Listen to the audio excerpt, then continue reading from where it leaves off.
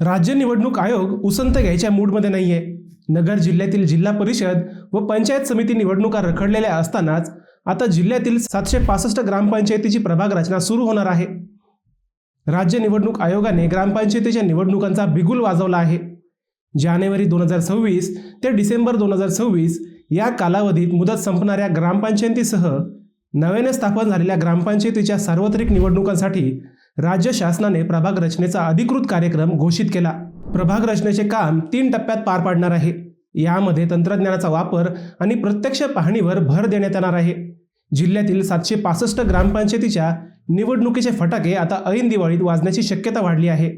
नेमकं काय आहेत आदेश आणि कधी होईल ग्रामपंचायतीची निवडणूक हेच आपण या व्हिडिओतून पाहणार आहोत। नमस्कार, मी अजय आणि आपण पाहत आहात अहिल्यानगर लाईव्ह 24, नगरी राजकारणाचं परफेक्ट ॲनालिसिस। राज्यात गेल्या वर्षी लोकसभा व त्यानंतर विधानसभा निवडणुका झाल्या। त्यानंतर चालू वर्षी नगरपालिका, महानगरपालिका, त्यापाठोपाठ राज्यातील काही जिल्हा परिषद, पंचायत समितीच्या निवडणुका झाल्या। आरक्षणाच्या मुद्द्यावर न्यायालयाचा दरवाजा ठोठावल्याने नगरची जिल्हा परिषद व पंचायत समित्यांच्या निवडणुका रखडल्या। त्या जानेवारी ते डिसेंबर 2026च्या दरम्यान जिल्ह्यातील 765 ग्रामपंचायतीची मुदत संपली।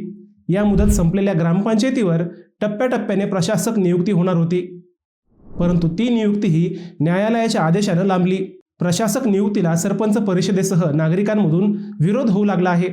त्यामुळे आता या ग्रामपंचायतीच्या निवडणुका कोणत्याही क्षणी घेण्याचा आदेश न्यायालय देऊ शकते। या सगळ्या शक्यता लक्षात घेता ग्रामविकास विभागाने मुदत संपणाऱ्या ग्रामपंचायतीची प्रभाग रचना करण्याची सूचना ग्रामपंचायत शाखेला दिल्या। आता नगर जिल्ह्यातील कोणत्या तालुक्यातील किती ग्रामपंचायतीच्या निवडणुका होणार आहेत ते समजून घेऊया। अकोले 52, संगमनेर 94, कोपरगाव 29, राहाता 25, श्रीरामपूर 27, राहुरी 44, नगर 59, पाथर्डी 78, शेवगाव 48, कर्जत 56, जामखेड 47, पारनेर 88, श्रीगोंदा 59। स्थानिक स्वराज्य संस्थेची मुदत ज्या महिन्यात संपते तेथील हद्दीत मुदत संपण्यापूर्वी 6 महिने बदल करता येत नाही। निवडणूक आयोगाचा असा नियम आहे। जोपर्यंत निवडणूक प्रक्रिया पूर्ण होत नाही तोपर्यंत असा बदल होत नाही।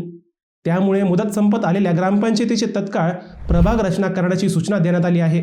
नव्या आदेशानुसार तहसीलदारांनी गावाचा नकाशे करावा। तलाठी व ग्रामसेवक यांना संयुक्त स्थळ पाहणी करून प्रभाग सीमा निश्चित करावी। तसेच तहसीलदारांच्या अध्यक्षतेखालील समितीला प्रारूप प्रभाग रचनेची तपासणी पूर्ण करण्याची सूचना देण्यात आल्या आहेत। आता हा कार्यक्रम कसा आहे ते पहा। 20 फेब्रुवारीला तहसीलदारांनी गुगल अर्थनुसार प्रत्येक गावाचे नकाशे तयार करावे। 27 फेब्रुवारीला संबंधित तलाठी व ग्रामसेवक यांची संयुक्त पाहणी कार्यक्रम व प्रभाग पाडणे व सीमा निश्चित कराव्यात। 5 मार्चला तहसीलदार यांच्या अध्यक्षतेखाली समितीने प्रारूप प्रभाग रचनेची तपासणी करावी। 11 मार्चला सदर समितीने प्रारूप प्रभाग रचनेचा प्रस्ताव उपविभागीय अधिकारी यांच्या मार्फत जिल्हाधिकारी यांना सादर करावा। 17 मार्चला जिल्हाधिकाऱ्यांनी प्रारूप प्रभाग रचनेची तपासणी करणे व आवश्यक त्या दुरुस्त्या कराव्यात। 23 मार्चला राज्य निवडणूक आयोग किंवा त्याने प्राधिकृत केलेल्या सक्षम अधिकारी यांनी आवश्यक असल्यास प्रस्तावात दुरुस्ती करावी। 30 मार्चला या दुरुस्त्या अंतर्भूत करून प्रारूप प्रभाग रचना तहसीलदार यांच्या अध्यक्षतेखाली मान्यता द्यावी। 7 एप्रिलला प्रारूप प्रभाग रचना प्रसिद्ध होईल। 13 एप्रिलला त्यावरील हरकती घेण्याची अंतिम तारीख असेल। 21 एप्रिलला या हरकती व सूचनांवर सुनावणी होईल। 28 एप्रिलला अंतिम प्रभाग रचना निवडणूक आयोगास सादर केली जाईल। 4 मेला अंतिम प्रभाग रचना प्रसिद्ध होईल। दिवाळीच्या आसपास या निवडणुका होतील अशा शक्यता वाढल्या आहेत।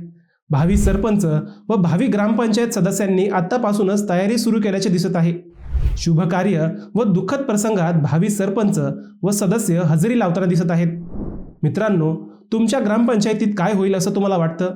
तुमचं उत्तर आम्हाला कमेंट करून नक्की कळवा। शिवाय व्हिडिओ आवडला असेल तर चॅनलला सबस्क्राईब करून व्हिडिओला लाईक करायला विसरू नका। पुन्हा भेटूयात नव्या विषयावर। तोपर्यंत सप्रेम नमस्कार।